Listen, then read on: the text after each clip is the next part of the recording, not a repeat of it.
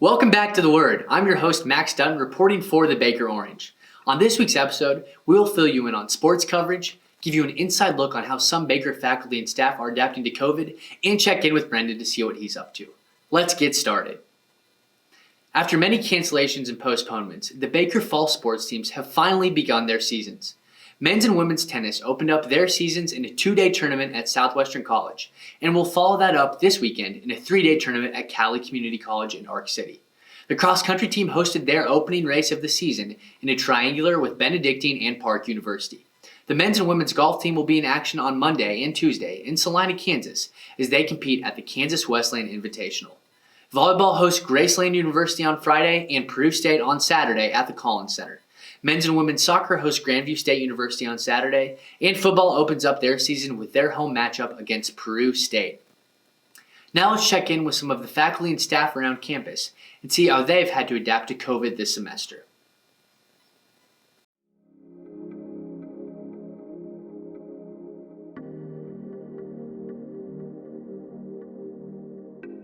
How has my job changed this semester? Well, I think even from the selecting of the plays and figuring out what we wanted to do for our shows this semester, that right from the top, just selecting what we're doing has changed, because I wanted to make sure whatever our first play was, it was able to either be done in person or transition to online if we had to do that.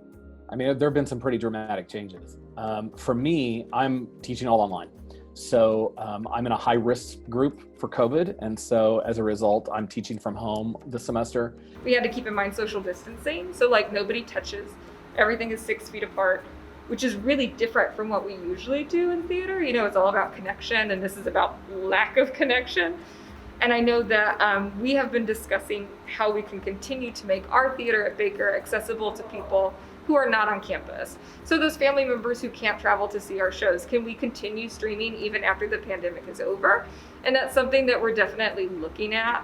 I think also streaming and maybe some of these disinfecting practices remain because it's common in theater that one person gets sick, everyone gets sick, and so maybe that just means we take better care of ourselves. I made some adjustments to course policies back in the spring when we were all caught off guard, we were thrown home, and we didn't really have time to think things through. I was mindful of adjustments I'd made to class policies just to be a little more accommodating to students and some of the challenges they were facing.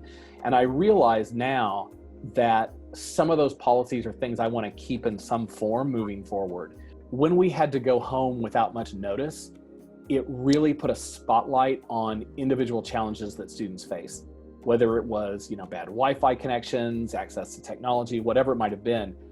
But it really made me, and I knew this, but it really made me stop and realize, even if we're all on campus, even if we're all having no restrictions of movement and we're around one another, you never really know what somebody's dealing with. You never really know what challenges folks are facing.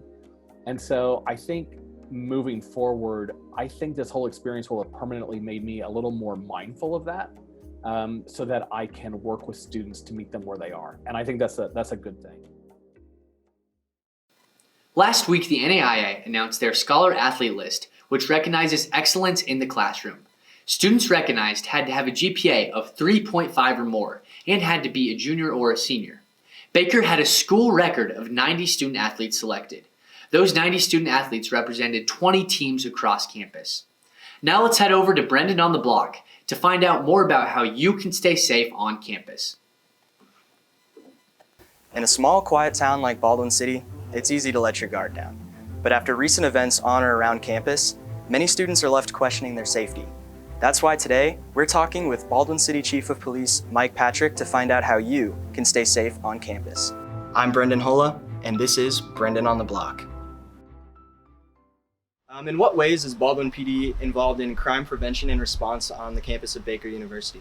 We've had a great working relationship with Baker University. We have constant meetings that we attend. They come and talk with us. We talk with them. It's a very good working relationship. So we're very plugged into what's going on campus. They keep us apprised of the things that we need to know about. We also have the students that reach out to us directly and before they reach out to the faculty and staff at Baker University. So once we get notified of something, we then in turn notify them. So it's kind of a hand in hand. We work really well together that way. Sure. And do you work directly with campus security at all? Yes, we do. We have constant contact with them.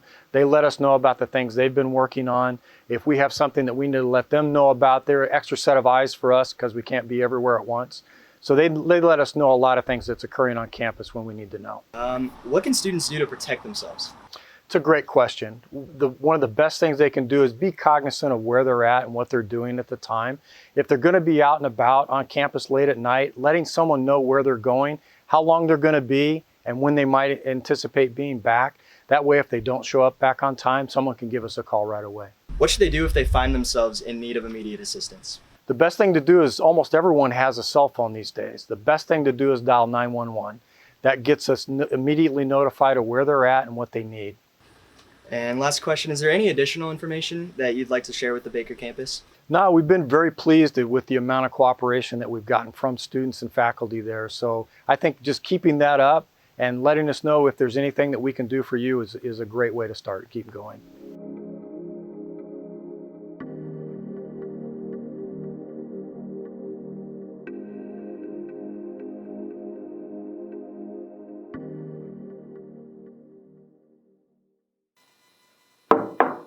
Great work, Brendan. Stay safe out there, Wildcats.